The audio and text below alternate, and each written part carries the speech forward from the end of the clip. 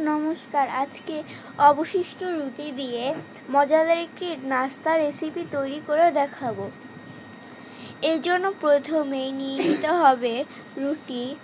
এবার এই রুটিটাকে মাঝখান দিয়ে এরকমভাবে কেটে নিতে হবে।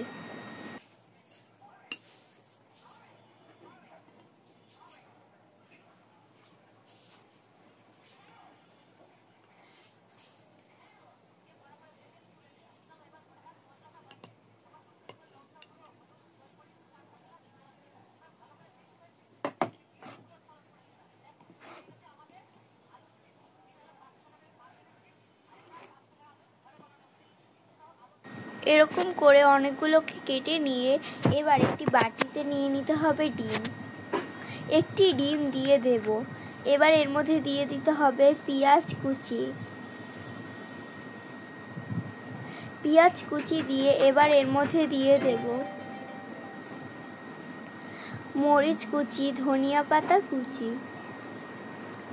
এরপর এর মধ্যে দিয়ে দেব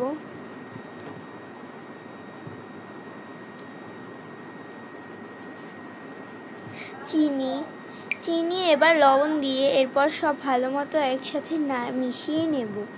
আর এর মধ্যে দিয়ে দেব সামান্য গুঁড়া দুধ, 2 চামচ গুঁড়া দুধ দিয়ে এরপর চামচের সাহায্যে সব ভালো মতো একসাথে মিশিয়ে নিতে হবে।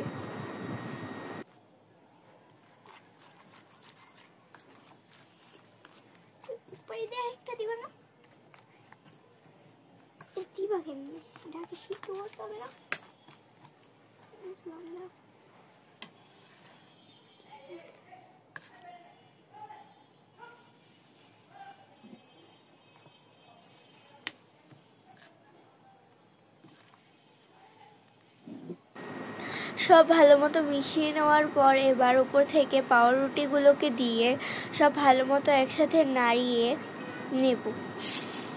সব ভালো মতো মাখিয়ে নিয়ে এবার প্রত্যেকটাকে তুলে নিতে হবে।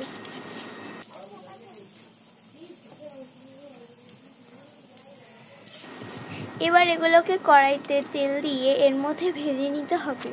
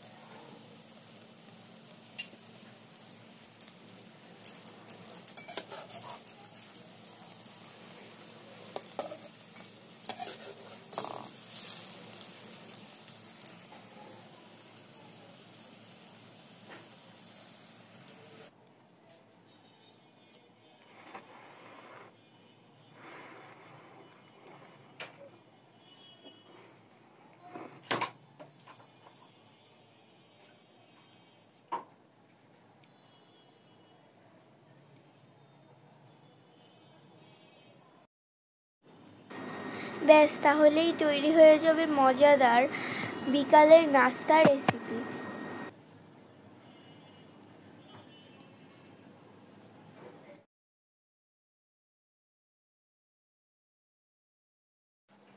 নমস্কার, আজকে বানাবো মজাদার আলুর দম রেসিপি।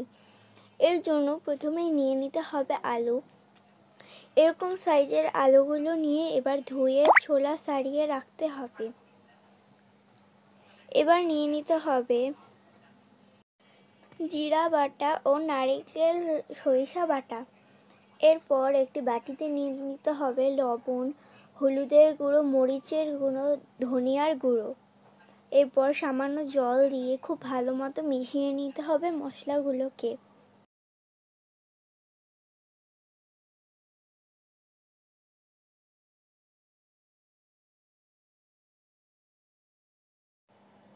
সব ভালো মতো মিশিয়ে নিয়ে এবার রেখে দিতে হবে। আর যে আলুগুলোকে সিদ্ধ করে নিয়েছিলাম ছোলা ছাড়িয়ে, এবার এগুলোকে তেলের মধ্যে হালকা করে ভালো মতো ভেজে নেব।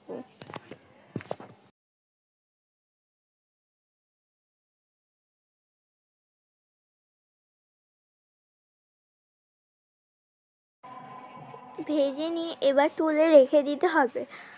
আবার ওই কড়াইতে তেল দিয়ে এবার এর মধ্যে দিয়ে দিতে হবে তেজপাতা, জিরা। সব ভালো মতো ভাজা হয়ে গেলে এবার এর মধ্যে দিয়ে দিতে হবে মেশানো মশলা।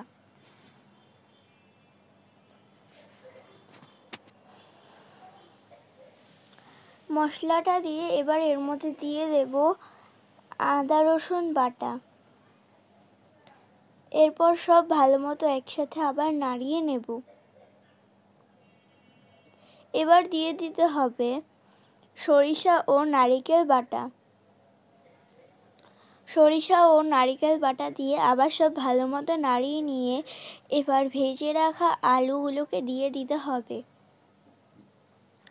ভেজে রাখা আলুগুলোকে দিয়ে আবার সব ভালো মতো একসাথে নাড়িয়ে নিতে হবে।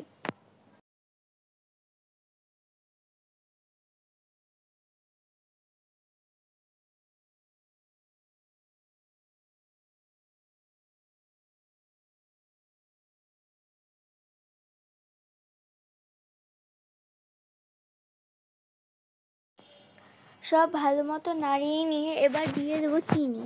সামান্য চিনি দিয়ে আবার সব ভালো মতো একসাথে নাড়িয়ে নেব।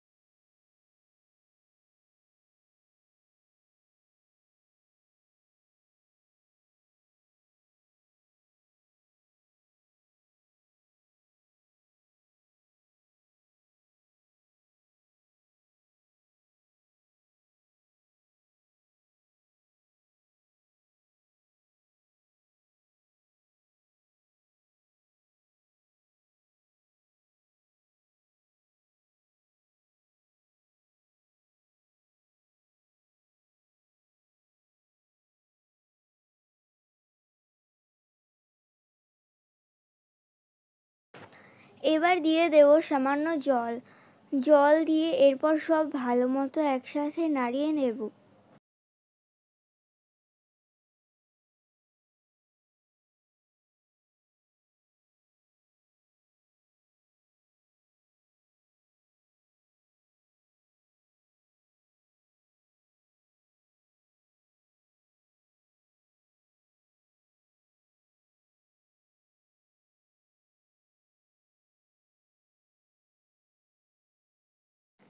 এরপর সবশেষে দিয়ে দিতে হবে সামান্য ধনিয়া পাতা কুচি ও কাঁচা মরিচ।